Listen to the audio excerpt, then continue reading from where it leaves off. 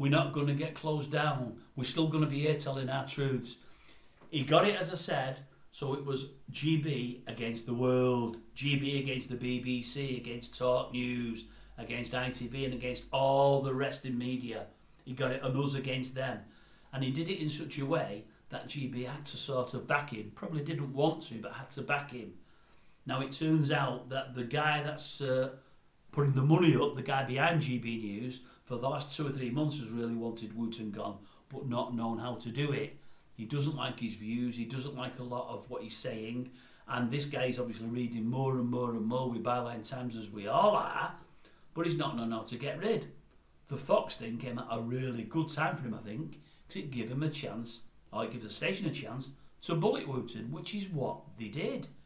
Now the thing is, this guy's worth billions or millions and millions of pounds. It's been reported that he wants to buy the Telegraph or the Sunday Telegraph. He wants to be the new kingmaker now that Murdoch has left his throne. There's a position there for him with the Conservative Party to be a bigwig, and that's what he's after. He wants GB News to clean up its own house. GB have lost lots and lots of money over the last 12 months. Is it £28 million? Since Wooton, the accusations hit against Wooton, the viewing figures have dropped. Advertising revenue has dropped. So all in all, it's given him a chance to get rid of Wooton. But Jim, I get why you supported him to an extent, but the big thing that you're not taking on board, and you'll know it, Jim, because you read the news like we do, you've got people there at Ustream that are telling you what's going on in the media, that at times you're not picking it up yourself. The big news, the biggest news came out yesterday when, was it the Met, said that they're going to carry out an investigation. They're saying they had 28 pages of accusations from Byline Times initially. They're what we all heard about and all read. They've had a number more in the past weeks. And now when they've looked into things, they think that some of the things he's done are of a criminal nature. And they're going to open a case against old Danny Boy. So now a case is ongoing. Now the thing is, Jim, how on earth can you back Danny Boy with all these accusations against him when the police have kept the powder dry for like 2 months without making any decisions? But after 2 months of deliberations and no doubt speaking to many, many people, probably many accusers, they now say, yeah, we think the things he's done wrong there. Some of them are against the law. Some of them shouldn't have been done. We think we can go for him and we think we can build a case and we think we've got a case against him. Now, based on all that, Jim, how can you still defend the fella? I don't know how you can. I really, really don't. You know, you normally say it as you see it, as I do myself, and you're normally on the ball with most things. As I say, I don't like Wooton at the start. You did, you do, I don't. And I'm being honest with you there. I like you, Jimmy boy, but I don't agree with you. And for all I don't like Wooton, and I think he's guilty of many charges, I think of all these people in the media that has had mud thrown at him the last few months, as in Schofield, Brand, himself, Edwards. I think Wooton is probably the worst of the lot. I really do.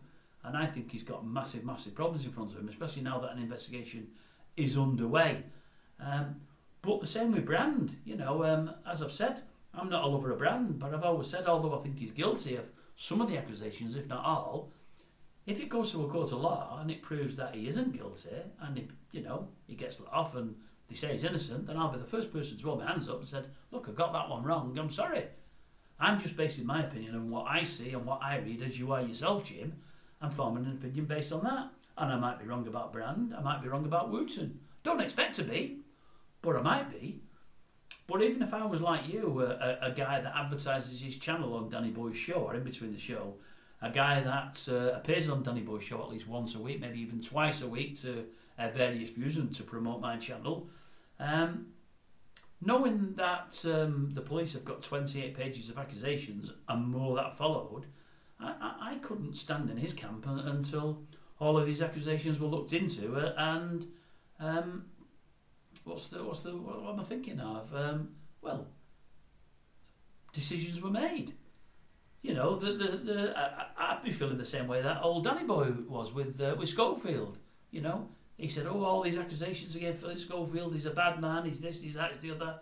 ITV should step him down until it goes in front of the courts, or until at least an independent review is carried out and they find whether he's guilty or not guilty. Danny wanted it for Schofield, but has never wanted it for himself.